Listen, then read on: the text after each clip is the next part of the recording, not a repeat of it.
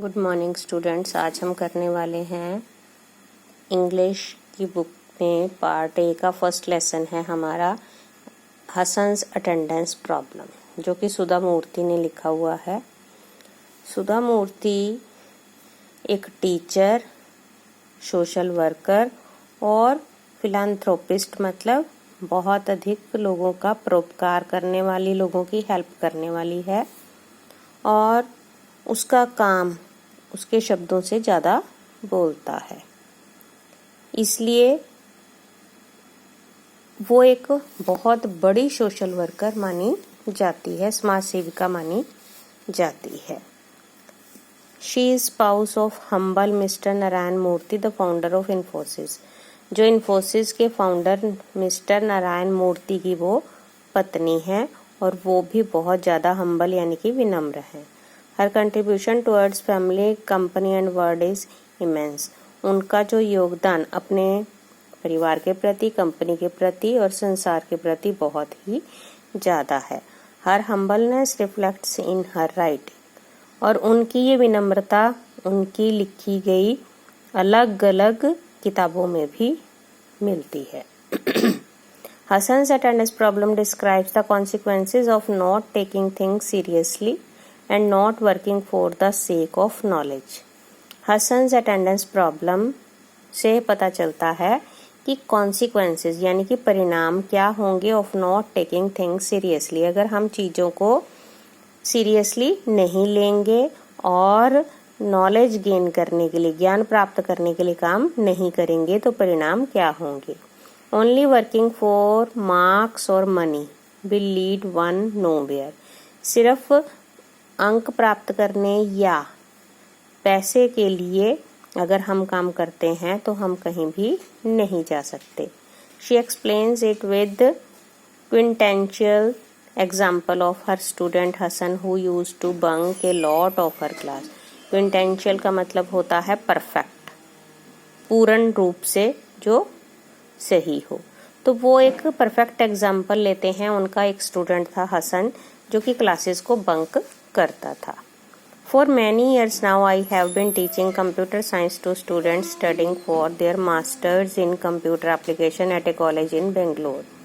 मैं बहुत सालों तक लगातार बेंगलोर के एक कॉलेज में कंप्यूटर एप्लीकेशन के स्टूडेंट्स को, मास्टर इन मतलब MCA के स्टूडेंट्स को पढ़ाती रही हूँ।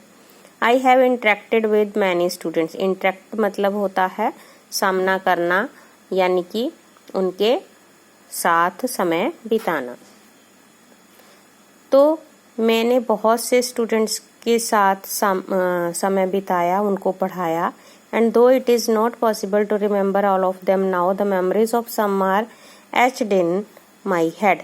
एच्ड इन मतलब कि किसी का चेहरा, किसी की याद, किसी की बात कोई दिमाग में अंकित हो जाना।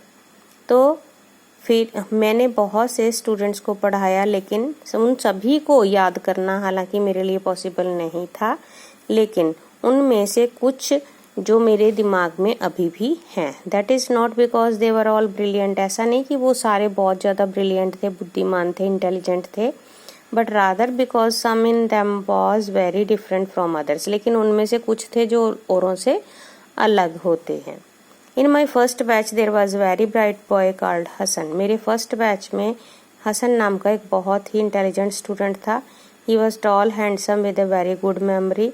वो कद का लंबा था, सुंदर था, और उसकी मेमोरी, यादाश्त भी अच्छी थी। He came from an affluent family. Affluent का मतलब होता है रिच। वो अमीर घराने का लड़का था। Where he was the only son, जहाँ पे वो अकेला बेटा था। Initially, I did not come to know of his existence at all, mainly because he was hardly ever present। शुरू में मुझे उसके बारे में पता नहीं चला, क्योंकि वो बहुत ही कम क्लास में प्रेजेंट होता था। I normally take the first class of the day, which is scheduled at 9 AM। मैं ज़्यादातर अपने पहला पीरियड लेती थी, जो कि 9 बजे शुरू होता था, और the one after that at 10 AM, या फिर उसके बाद वाला 10 बजे वाला।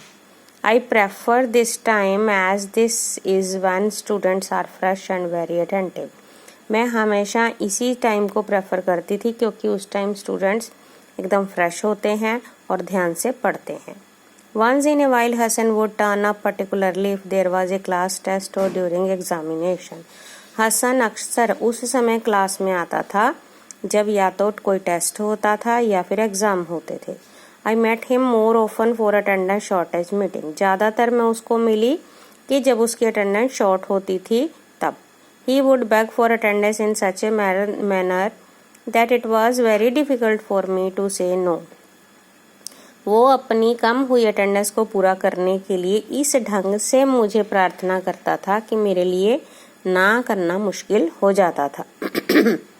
Sometimes I would get upset and tell him. कई बार मैं निराश हो जाती और उसको कहती, No, I can't give your attendance. मैं तुम्हारी अटेंडेंस पूरी नहीं करूँगी. There should be discipline. Discipline होना जरूरी है. Yes ma'am, he would reply apologetically. मतलब खेद प्रकट करते हुए मुझसे कहता, हाँ ठीक है मैम, पार्डन में मुझे क्षमा करो. From the next semester onwards I will definitely attend your class. अगले सेमेस्टर से मैं आपकी क्लास टाइम पर अटेंड करूँगा. Can you not pardon me this time. क्या तुम इस समय मुझे क्षमा नहीं कर सकती. To err is human and to forgive is divine. मनुष्य गलती का पुतला है लेकिन भगवान और हमेशा उन्हें क्षमा करते हैं. You have only taught us this. आपने हमें हमेशा ऐसा ही पढ़ाया है.